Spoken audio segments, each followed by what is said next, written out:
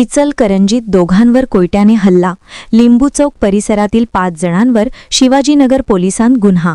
इचलकरंजी शहरात वाद मिटवण्यासाठी गेलेल्या दोघा युवकांवर कोयत्याने हल्ला करण्यात आल्याची धक्कादायक घटना घडली आहे।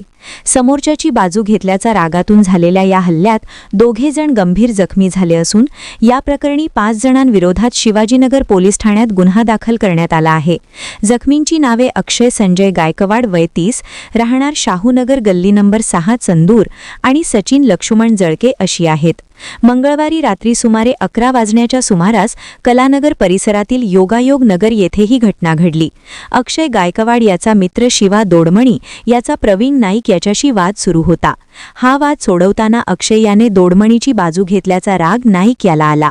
त्यानंतर नाईक याने फोन करून ओंकार शंकर गोरनाळे, दिलीप बागलमणी, शशी मोरे आणि ईश्वर इकळगे सर्व राहणार लिंबू चौक यांना घटनास्थळी बोलावून घेतले।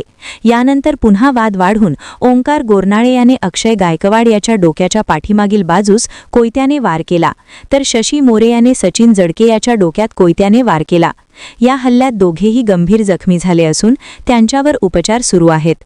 या प्रकरणी 5ही आरोपींविरोधात शिवाजीनगर पोलीस ठाण्यात गंभीर स्वरूपाचा गुन्हा दाखल करण्यात आला असून पुढील तपास शिवाजीनगर पोलीस करत आहेत। चॅनेलला सबस्क्राइब करा आणि